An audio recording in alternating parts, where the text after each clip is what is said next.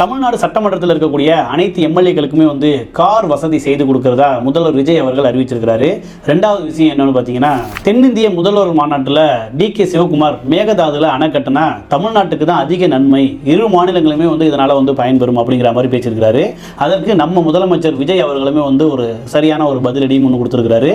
அது மட்டும் இல்லாமல் மத்திய அரசுக்குமே வந்து ஒரு கேள்விகளை முன் வச்சிருக்கிறாரு முதல்வர் விஜய் அவர்கள். இதை பற்றி தான் இன்னைக்கு விரிவாக பார்க்க போகிறோம். வாங்க வீடியோக்குள்ள போகலாம்.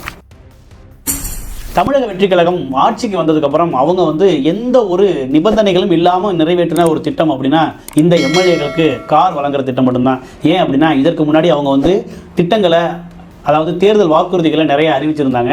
ஸோ அதை எல்லாமே வந்து ஆட்சிக்கு வந்ததுக்கப்புறம் நிறைவேற்றுவாங்களா அப்படின்னு எதிர்பார்க்கும் பொழுது அதற்கு நிறைய நிபந்தனைகளை கொண்டு வந்தாங்க, விலக்குகள் அது போல் கொண்டு வந்தாங்க. ஸோ இதுக்குள்ளே இருக்கணும், இப்போ 200 யூனிட் மின்சாரம் ஃப்ரீ அப்படின்னு சொல்லிட்டு அவங்க வந்து அறிவிச்சிருந்தாங்க. ஆனால் உள்ளே வரும்பொழுது ஆட்சிக்கு அவங்க வந்து அதிகாரத்துக்கு வந்ததுக்கப்புறம் அதை வந்து செயல்படுத்தும் பொழுது 500 யூனிட்டுக்குள்ளே யூஸ் பண்ணியிருந்தா 200, அதற்கு மேலே கிடையாது அப்படிங்கிற மாதிரியான நிபந்தனைகள்லாம் போட்டாங்க. இரண்டாவதாக விவசாயிகளுக்கான பயிர்க்கடன் அப்படின்னு வரும்பொழுது தேர்தல் வாக்குறுதியில் கொடுத்த அந்த மாதிரியான விஷயங்களை அவங்க செயல்படுத்தலை. எடுத்த உடனே வந்து அமௌண்ட்டை கொஞ்சமாக போட்டாங்க. அதுக்கப்புறம் எதிர்ப்பு வரும்போது கொஞ்சம் கொஞ்சமாக அதை அதிகப்படுத்திக்கிட்டே போயிருந்தாங்க. ஸோ இப்போ வரைக்கும் அது மாதிரி தான் இருக்குது. அதன் பிறகு இன்னும் நிறைய திட்டங்களை அவங்க இன்னும் செயல்படுத்தலை. மகளிருக்கான 2500 அப்படிங்கக்கூடிய அந்த திட்டங்கள் எல்லாம் வந்து இன்னும் அவங்க செயல்படுத்தலை. ஸோ அதற்கெல்லாம் நம்ம வந்து கேட்கும்பொழுது அவங்க என்ன சொல்கிறாங்க அப்படின்னா, நாங்கள் இப்போ தான் புதுசாக வந்திருக்கோம், நிதிநிலை ரொம்ப மோசமாக இருக்குது, எங்கள்கிட்ட அந்த அளவுக்கு கஜானாவில் காசு இல்லை, நாங்கள் இதெல்லாம் இந்த இப்போ இருக்கக்கூடிய பிரச்சனையெல்லாம் சரி செய்துட்டு நாங்கள் வந்து அந்த திட்டத்தை எல்லாம் கொஞ்சம் கொஞ்சமாக நாங்கள் எல்லாம் செய்வோம் அப்படிங்கிற மாதிரியான விஷயங்களை அவங்க சொல்லியிருந்தாங்க. அதை நம்ம வரவேற்கிறோம். ஸோ புதுசாக வந்திருக்கிறாங்க. ஸோ அவங்க வந்து அந்த அவங்க வந்து இந்த அரசு அப்படிங்கிறத அவங்க கையகப்படுத்துறதுக்கு கொஞ்சம் நாளாகும் அப்படிங்கிறத நம்ம வந்து ஏற்றுக்கொள்கிறோம். அதில் எந்த வித தவறும் இல்லை. ஆனால் எம்எல்ஏக்களுக்கு இந்த கார் வழங்குற திட்டத்தை மட்டும் எந்த ஒரு நிபந்தனையுமே இல்லாமல் கார் வச்சுருக்காங்களா வச்சில்லையா? இப்போது இருக்கக்கூடிய எம்எல்ஏக்களில் 90% எம்எல்ஏக்கள்கிட்ட கார் இருக்குது அப்படிங்கக்கூடிய ஒரு டேட்டா இருக்குது. தாவேகாவில் இருக்கக்கூடியவங்களே வந்து ஒரு 60-70% பேர் அவங்கள்ட்ட கார் இருக்குது அப்படிங்கக்கூடிய ஒரு டேட்டாவும் இருக்குது. ஸோ இதையெல்லாம் வந்து அவங்க பரிசீலித்து உண்மையிலே வந்து கார் யார்கிட்ட இல்லை அப்படிங்கிற மாதிரியான ஒரு டேட்டாவை எடுத்து, ஸோ கார் இல்லாத இருக்கிறவங்களுக்கு நாங்கள் கார் கொடுக்குறோம், ஸோ கார் வச்சுருக்கிறவங்க அவங்க கார்லேயே வர்றதுக்கு நாங்கள் இந்த மாதிரியான ஒரு மானியம் அமௌண்ட் கொடுக்குறோம் அப்படிங்கிற மாதிரியான தகுதி அடிப்படையில் வந்து அவங்க கொடுத்துருந்தாங்க அப்படின்னா இதை வந்து நம்ம வரவேற்கலாம். ஏன் அப்படின்னா உண்மையிலே தமிழக வெற்றி கழகத்தில் இருக்கக்கூடிய ஒரு சில எம்எல்ஏக்கள்கிட்ட கார் இல்லை. உண்மையிலே வந்து ஒரு சில எம்எல்ஏக்கள் வந்து அவங்க வந்து வசதி குன்றியவங்களாக தான் இருக்காங்க. ஸோ அவங்களுக்கு தொகுதிக்கு போயிட்டு வர்றதுக்கெல்லாம் வந்து கார் இருக்காது அப்படிங்கிறத நம்ம வந்து ஏற்றுக்கிறோம், ஒத்துக்கிறோம். ஆனால் எல்லாருக்குமே நம்ம கொடுக்கும்பொழுது ஏற்கனவே 10 கார் வச்சிருக்கிறவங்க, 8 கார் வச்சிருக்கிறவங்களுக்குலாம் வந்து நீங்கள் கார் வசதி ஏற்பாடு பண்ணி கொடுக்குறீங்க. அந்த காருக்கான செலவினமாக மாதம் மாதம் வந்து 75,000 வந்து கொடுக்குறதாகவும் அறிவிச்சிருக்கீங்க. அப்படிங்கிறத பார்க்கும்போது ரொம்ப வந்து வியப்பாக இருக்குது. ஸோ இந்த விஷயத்தில் மட்டும் எந்த ஒரு காம்ப்ரமைஸும் இல்லாமல் வந்து எதிர்க்கட்சி ஆளுங்கட்சி அப்படிங்கிற எந்த ஒரு காம்ப்ரமைஸும் இல்லாமல் ஏழை பணக்காரன் எல்லாமே யாருமே பார்க்காம இந்த அளவுக்கு வந்து தமிழக வெற்றி கழகம் எடுத்திருக்கிறது அப்படிங்கிறது வந்து ரொம்ப வியப்பாக இருக்குது. ஸோ மக்களுக்கு மட்டும் நிறைய நிபந்தனைகள் போட்டு நீங்கள் வாக்குறுதிகள் நிறைவேற்றுறீங்க. நீங்கள் இந்த மாதிரியான வாக்குறுதிகள் வந்து கொடுக்க கூட இல்லை. ஆனால் சட்டமன்றத்தில் இருக்கக்கூடிய அந்த பிரச்சனையை தீர்க்கணும் அப்படிங்கிற மாதிரியான உங்களுடைய முன்னெடுப்பை நாங்கள் வரவேற்கிறோம். ஆனால் எல்லாருக்குமே கொடுக்குறது அப்படிங்கிறது வந்து அது சரியாக இருக்காது. மக்களுடைய வரிப்பணம் அப்படிங்கிறத நீங்கள் வந்து பார்த்து செலவழிக்கணும். கஷ்டப்படுற மக்களுக்கு வந்து எந்த நிபந்தனையும் இல்லாமல் நீங்கள் வந்து திட்டங்களை நிறைவேற்றுவீங்க அப்படின்னு எதிர்பார்க்கும் பொழுது அமைச்சர்கள் வந்து மக்கள் பணி, மக்களுக்காக தான் வந்து எம்எல்ஏக்கள்லாம் வந்து இருக்கிறாங்க. அவங்களுடைய வாழ்க்கையை வந்து மக்களுக்காக அர்ப்பணிக்கக்கூடிய எம்எல்ஏக்களுக்கு நீங்கள் வந்து இவ்வளவு சலுகைகளை மக்கள் காசுலேருந்து எடுத்து கொடுக்குறது அப்படிங்கிறது வந்து கேட்கும் பொழுது ரொம்ப ஒரு மாதிரி கஷ்டமாக இருக்குது. ஸோ இரண்டாவதாக நம்ம என்ன பார்க்க போகிறோம் அப்படின்னா, மேகதாது பிரச்சனையை பற்றி DK சிவகுமார் வந்து தென்னிந்திய முதல்வர்கள் மாநாட்டில் அவர் வந்து பேசும்பொழுது மேகதாதுல அணை கட்டுனா கர்நாடகாவை விட தமிழ்நாட்டுக்கு தான் ரொம்ப நல்லது அப்படிங்கிற மாதிரி பேசியிருக்கிறாரு.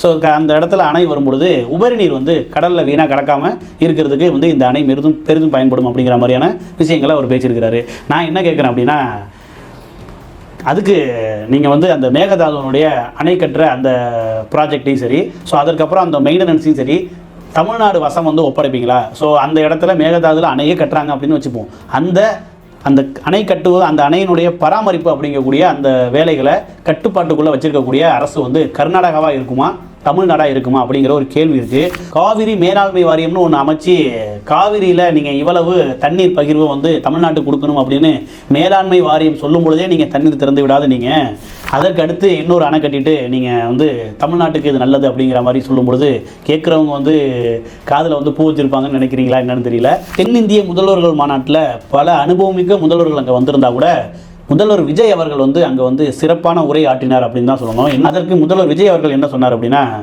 முதல்ல காவிரி மேலாண்மை வாரியம் போடுற உத்தரவை கர்நாடக அரசு மதிக்கணும் அப்படிங்கிற மாதிரி அவர் பேசியிருக்கிறாரு. அது மட்டும் இல்லாமல் +2 மாணவர்களுக்கு +2 மதிப்பெண் அடிப்படையிலே வந்து மருத்துவ சீட்டு வழங்கக்கூடிய ஒரு ஸ்கீமை கொண்டுட்டு வரணும் அப்படின்னு மத்திய உள்துறை அமைச்சர் அமித்ஷா முன்னிலையிலே வந்து இந்த மாதிரி அவர்கள் பேசுனது அப்படிங்கிறது வந்து வரவேற்கத்தக்க ஒரு விஷயம். அது மட்டும் இல்லாமல் தென்னிந்தியா முழுக்க வந்து போதை கலாச்சாரங்கள் இல்லாத ஒரு மாநிலங்களை உருவாக்கணும், அதற்கு தென்னிந்திய மாநிலங்கள் அனைவருமே வந்து ஒன்றிணைந்து செயல்படணும் அப்படிங்கிற மாதிரியான விஷயங்களை விஜய் அவர்கள் பேசியிருந்தது ரொம்ப வரவேற்கத்தக்க ஒரு விஷயமா இருந்துச்சு. ஸோ அதையெல்லாம் நம்ம பாராட்டணும். நம்ம முதலமைச்சர் வந்து அங்கே இருக்கக்கூடிய அனுபவம் உள்ள முதலமைச்சருக்கு மத்தியில் ரொம்ப தெளிவான கருத்துக்களை எடுத்து வச்சது அப்படிங்கிறத நான் ரொம்ப வரவேற்கிறேன், பாராட்டுறேன். அதுக்கப்புறம் சட்டமன்றத்தில் சௌமியா அன்புமணி அவர்கள் வந்து ஒரு சில விஷயங்களை சொல்லியிருந்தாங்க. அவங்க நிறைய விஷயங்களை பேசியிருந்தாங்க. எனக்கு குறிப்பிட்டு ஒரு சில விஷயங்கள் வந்து ரொம்ப கேட்கும்பொழுது நல்லா இருந்துச்சு. ஸோ அவங்க சொன்ன விஷயம் என்னென்னா, டாஸ்மார்க்கை வந்து ஆன்லைன் மூலமாக கொண்டு வந்து ஆன்லைன்லேயே ஆர்டர் பண்ணுற மாதிரி ஒரு ஸ்கீமை தமிழ்நாடு அரசு கொண்டு வந்திருக்கு. ரேஷன் கடைகள்லையுமே வந்து ஆன்லைன் மூலமாக வந்து அவங்க ரேஷன் பொருட்களை ஆர்டர் செஞ்சுட்டு அதுக்கப்புறம் அந்த பில்லை கொண்டு போய் காமிச்சு ரேஷன் பொருட்களை வாங்கிக்கிற மாதிரியான ஒரு ஸ்கீமை கொண்டு வரலாமே, நீங்கள் வந்து டாஸ்மார்க் கொடுக்குற அந்த ஒரு முன்னுரிமையை ரேஷன் கடைகளுக்கும் கொடுத்தா நல்லா இருக்கும் அப்படிங்கிற மாதிரியான விஷயங்களை சௌமியா அன்புமணி அவர்கள் சூப்பராக பேசியிருந்தாங்க. மது வணிகத்துக்கு வந்து ஊழலை தடுக்கணுன்றதுக்காக டிபிஆர் போட்டு அவங்க போய் அதை போய் காமிச்சு வாங்குறாங்களோ அதே மாதிரி ரேஷன் கடையிலையும் பண்ணலாம். ஏன்னா ரேஷன் கடையில இது செய்யலாம். ஏற்கனவே பாத்தீங்கன்னா அங்க பாமாயில் இல்லைன்னு வாங்க, ஆனா இருக்கும். இல்ல எல்லா அரிசியும் வித்துருச்சுன்னு வாங்க, ஆனா அரிசி இருக்கும். அப்போ வந்து இதை வந்து QR கோடு போட்டு வீட்டுல வாங்க முடியும்னா அதுவும் நீங்க கன்சிடர் பண்ணலாம். ஏன்னா இது ஒரு டிஜிட்டல் ஆக்கிறதுக்கு ஒரு வழி இருக்குது. ஆட்சிக்கு வந்த உடனே அந்த 717 டாஸ்மார்க் வந்து மூடனது அப்படிங்கிறது வந்து நம்ம தமிழ்நாடு முழுக்க வந்து எல்லாருமே வந்து வரவேற்ற ஒரு விஷயம். அதன் பிறகு அவங்க வந்து ரெஸ்ட்ரோ பார் அப்படிங்கக்கூடிய ஒரு ஸ்கீமை வந்து அனௌன்ஸ் பண்ணி அதுக்கு உண்டான வேலைகளை கூட இப்போ செஞ்சுக்கிட்டு இருக்கிறாங்க. ஸோ உணவகங்கள் கூட மது அருந்துற மாதிரியான ஒரு ஸ்கீமையும் டெவலப் பண்ணுறாங்க. ஸோ இது யாருக்காக அப்படிங்கிற ஒரு கேள்வி ஒன்று இருக்குது. அதை அடுத்த கட்டமாக வந்து ஆன்லைனில் ஆப் மூலமாகவே வந்து மது ஆர்டர் பண்ணுற மாதிரியான ஒரு திட்டத்தையும் கொண்டு வந்து அதையும் வந்து செயல்படுத்திட்டாங்க. ஸோ ஆஃப்லைனில் இப்போ சேல்ஸ் ஆகிறத விட ஆன்லைனில் நல்லா சேல்ஸ் ஆகுது அப்படிங்கிற மாதிரியான தகவல்களை நம்ம பார்க்க முடியுது. இதே ஸ்கீமை ரேஷன் கடையில் க்யூவில் நிற்கக்கூடிய மக்களுக்கு ஒரு ஆப் மூலமாக கொடுக்கலாம். அது மட்டும் இல்லாமல் மாத மாத்திரைகள், அதாவது இந்த ரெகுலராக டேப்லெட்ஸ் வாங்கக்கூடிய மாத்திரை வாங்கக்கூடிய வயது முதிர்ந்த இல்லை அந்த ஏதாவது வந்து ஒரு டிசீஸ்க்காக வந்து கவர்மெண்ட் ஹாஸ்பிட்டலில் ரெகுலராக வந்து இந்த மாத மாத்திரைகள்லாம் வாங்குவாங்க.